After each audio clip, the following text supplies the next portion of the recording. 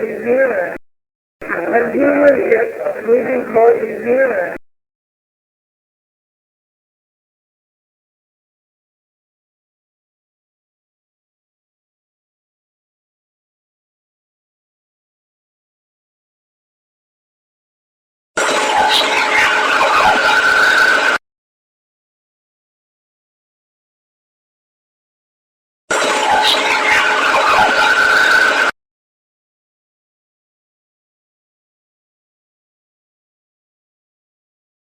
This is part 3 in a series of videos that I'm doing to try to explain how I came to get the kinds of information that I got about the astral world, what was happening to people there, as well as here, and this reptilian race who's been running the show for thousands of years. My name is Peggy Kane. I'm going to continue with my little adventures with spirit people. This has been happening over the last 6 years. After listening to a lot of nonsense from the spirit man, Francis Haley, who I referred to earlier, I finally began to really question what he and his friends were telling me.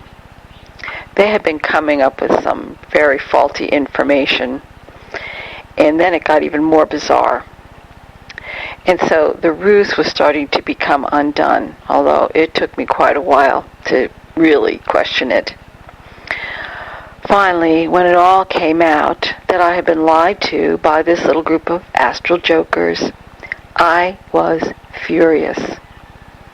I told them, get out of my recorders, and I did everything I could think of to get rid of them.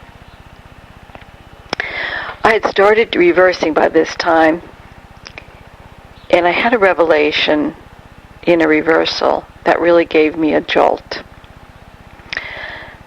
In my reverse speech mind, which is closed off to the conscious mind, I'd known all along that this had been a big game, that Francis was not who he had said he was, and that I'd been listening to a lot of lies. I told myself over and over again in the reverse conversations that I'd had with Francis that I knew this was untrue. So here is the reversal that really woke me up, so to speak. I've been recording outdoors at our local cemetery. I was still under this delusion that spirit people hung out at cemeteries, which is nonsense. And so there's going to be a lot of noise from the wind that was blowing into the recorder. And as I walked back to my car, I mumbled something about leaving the recorder going.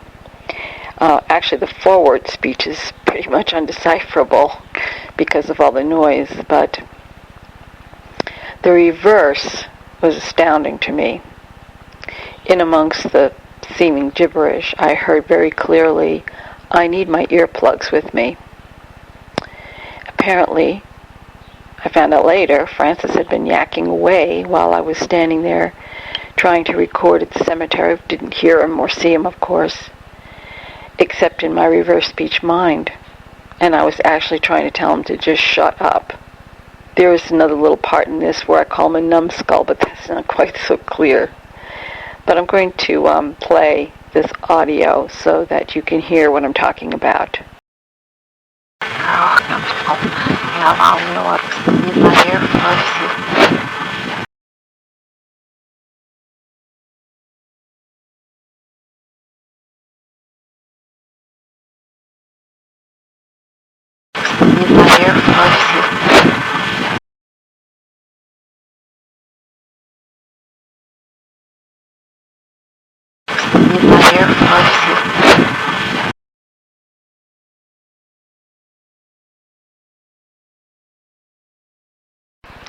Now, you have to understand, Francis wasn't evil or bad, but bored, cantankerous, and very, very unhappy. And I was to learn exactly why that was happening. And he and I actually became friends. But that took a while.